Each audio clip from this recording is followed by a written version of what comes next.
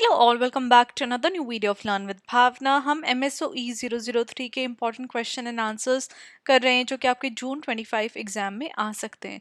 हमने जो last question किया था, we talked about myth and religion के बीच के रिलेशनशिप के बारे में। देन जो आपका क्वेश्चन 11 है, religion is a system of symbols, ये ऑलरेडी प्लेलिस्ट में अपलोडेड है along with interpretive approach to religion. तो दोनों तरीके से क्वेश्चन आ सकता है एंड दोनों तरीके से जो आंसर है वो मैंने प्लेलिस्ट में अपलोड कर दिया है already. Now we are on to question 12, जहाँ पे हमें कार्ल मार्क्स के व्यूज बताने हैं रिलीजन के ऊपर।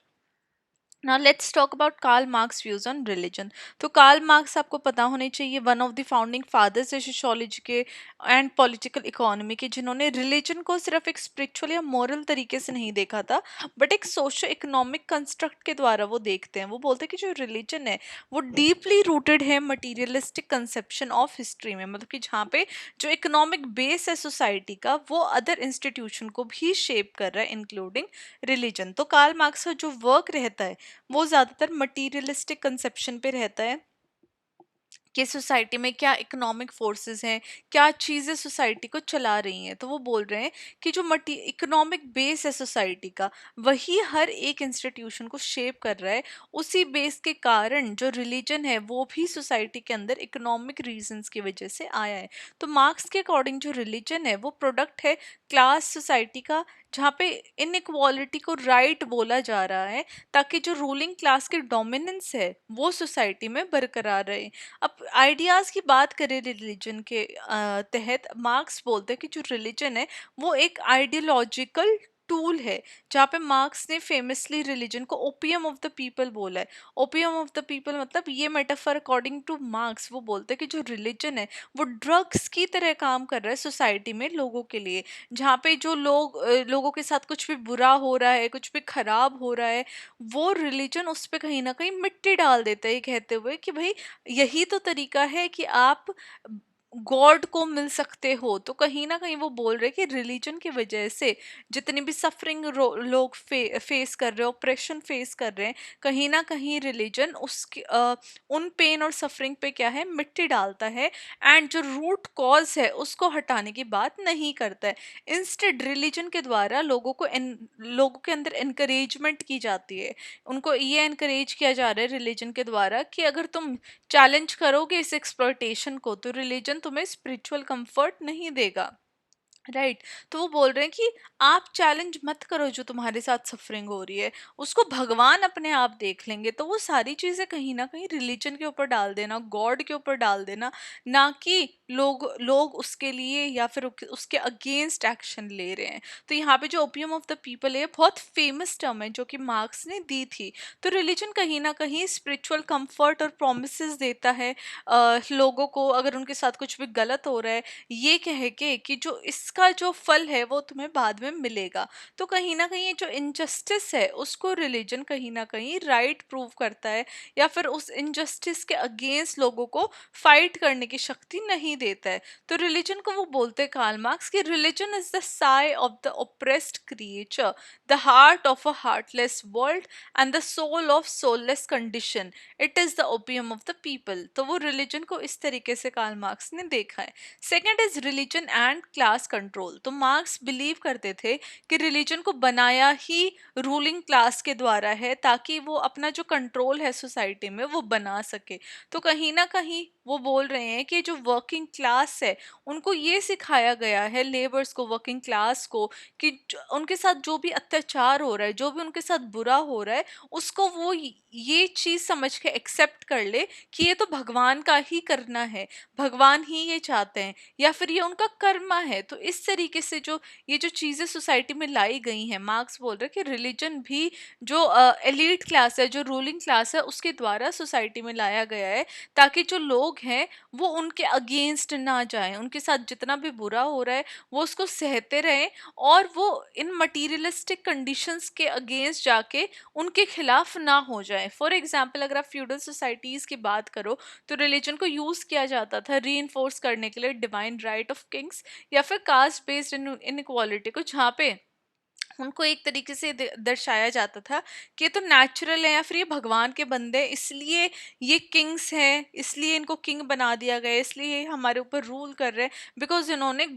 बिकॉज इनको गॉड ने भेजा है हमारे ऊपर रूल करने के लिए, या फिर ये एक तरीके से गॉड के ही मसीहा हैं। तो इस तरीके से सोसाइटीज में जो चीज़ें चलती आ रही है अभी भी, अगर आप देखोगे अपने अराउंड जितनी भी चीज़ें हो रही है, कहीं ना कहीं रिलीजन के नाम पे हम बहुत सारी चीज़ें टाल देते हैं, या फिर रिलीजन के नाम पे बहुत सारी इनइक्वालिटीज या बहुत इस तरीके की चीजें होती हैं जिनको हम छोड़ देते हैं, ये कहते हुए okay Karma will see you, या फिर इस तरीके की जो चीजें हमारे मन में भी आती हैं, and we tend to put things on religion, right. तो ये चीजें मार्क्स ने भी बोला है। Third is religion as false consciousness. अब रिलीजन मार्क्स के अकॉर्डिंग ये कंट्रीब्यूट करता है सोसाइटी में फॉल्स कॉन्शियसनेस, जो कि एक डिस्टॉर्टेड व्यू है रियलिटी का, जो कि प्रिवेंट करता है वर्किंग क्लास को अपने ट्रू इंटरेस्ट जानने में ना। अब मार्क्स बोल रहे हैं कि जो रिलीजन है उससे एक फॉल्स कॉन्शियसनेस लोगों में पैदा होती है, जिसकी वजह से वो जो वर्किंग क्लास है, ये जो लेबरर्स है, वो अपने ट्रू इंटरेस्ट नहीं जान पाते। रिलीजन लोगों की जो अटेंशन है रियल वर्ल्ड प्रॉब्लम से हटा के कहीं ना कहीं स्पिरिचुअल वर्ल्ड में या हेवनली सैल्वेशन में ले जाता है। तो लोग जो उनका जो ट्रू नेचर है या फिर जो उनका ट्रू बिहेवियर है, जिसके लिए वो सोसाइटी में आए हैं सोशल चेंज के लिए या फिर कुछ भी अपना अचीव करने के लिए, कहीं ना कहीं जो लोग हैं उससे डिस्ट्रैक्ट हो जाते हैं, वो एक अलग वर्ल्ड में चले जाते हैं जो कि उनके लिए है भी नहीं है, एंड उनको उस वर्ल्ड में जाके कोई प्रॉफिट भी नहीं मिल रहा है। Fourth is religion and alienation. ना अकॉर्डिंग टू मास्क, जो रिलीजन है वो एक कॉन्सेप्ट ऑफ एलियनेशन है।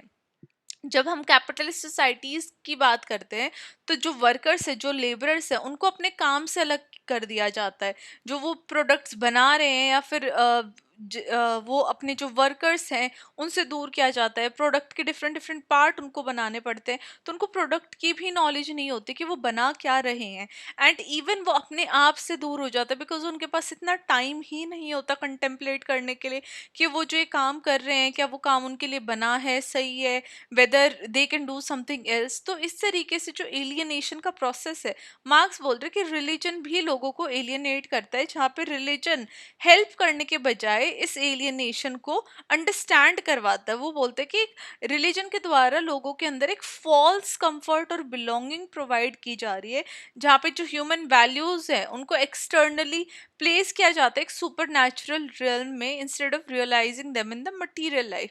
वो कह रहे हैं कि इस तरीके की जो वैल्यूज हैं या फिर इस तरीके की जो एलियनेशन है, सफरिंग है, कहीं ना कहीं रिलीजन उन चीज़ों को ठीक ठहराते हुए या फिर उनको एक तरीके से ह्यूमन वैल्यूज को एक तरीके से बाहर वाले जो रूप में उनको कंफर्ट देते हुए इन सब चीज़ों को राइट प्रोवाइड करता है। तो एक तरीके से मार्क्स बोल रहे हैं कि रिलीजन भी लोगों को दूर कर देता है खुद से भी एंड सोसाइटी से भी।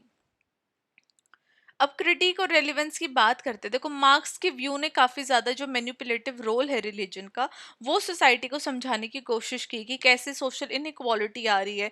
लेकिन जो उनका ये जो पर्सपेक्टिव है मार्क्स का, उसको बहुत सारे लोगों ने क्रिटिक भी किया है, बिकॉज वो बोल रहे हैं कि जो मार्क्स का पर्सपेक्टिव है वो ओवरली रिडक्शनिस्ट है। क्रिटिक आर्ग्यू करते हैं कि उन्होंने जो पॉजिटिव रोल है रिलीजन का उसके ऊपर तो फोकस किया ही नहीं, कि कैसे जो रिलीजन है वो एक पॉजिटिव रोल भी प्ले करता है सोसाइटी में, जहाँ पे वो कम्युनिटी को सपोर्ट करता है, मोरल वैल्यूज लोगों के अंदर डालता है या फिर सोसाइटी को एक साथ जोड़ के रखता है।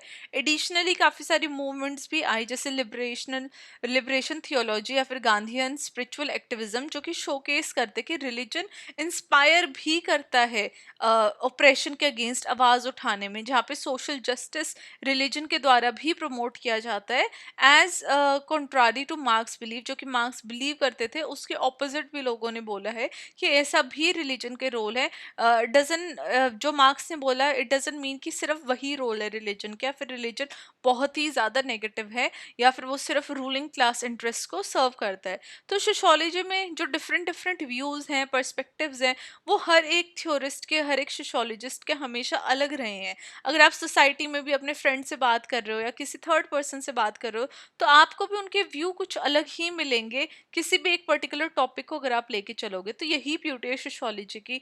तो मार्क्स का जो व्यू था रिलीजन के ऊपर, हमने वो जाना, उनकी क्रिटिक को भी समझा। डेफिनेटली जिन्होंने क्रिटिक किया है मार्क्स के आइडियाज़ को, वो definitely different thought of school से बिलोंग करते हैं, या फिर उनका जो पर्सपेक्टिव है रिलीजन को लेके वो डेफिनेटली अलग रहा है। दैट्स वाई ये जो क्रिटिक्स है वो भी निकल के आए हैं।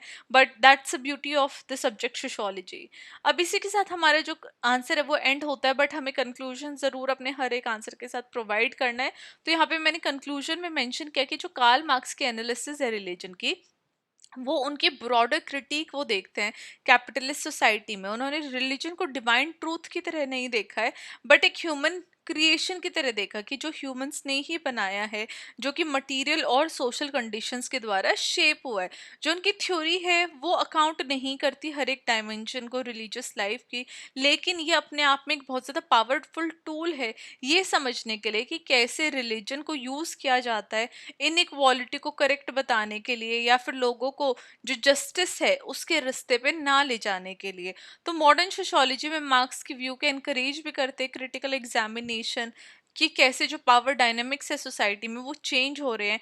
एंड ये पावर डायनेमिक्स कहीं ना कहीं रिलीजियस इंस्टीट्यूशंस के साथ जुड़े हुए हैं, along with the connection to the economic structure. तो ये मार्क्स का जो व्यू था वो कहीं ना कहीं ट्रू भी है, एंड ऑफ कोर्स क्रिटिक करने वाले क्रिटिक भी करते हैं। So this is what we understood from this answer Karl Marx views on religion, कि कैसे वो मटीरियलिस्टिक या फिर इकोनॉमिक कंडीशंस के साथ देखते हैं रिलीजन आया है, एंड कैसे रूलिंग क्लास जो थी उन्होंने उसने रिलीजन को इन्वेंट किया ताकि जो लोग हैं वो जो समस्याएं हैं वो भगवान पे छोड़ दे अपनी, और उनके अगेंस्ट वो फाइट ना करें। तो ये हमारा आंसर था क्वेश्चन 12 का। आई होप आप लोगों को कॉन्सेप्ट क्लैरिटी मिली होगी, कार्ल मार्क्स का व्यू रिलीजन के ऊपर समझ में आएगा। This is it for today's question 12. I will see you in the next video with the next question. Till then, keep on studying and all the very best for your exam. Bye.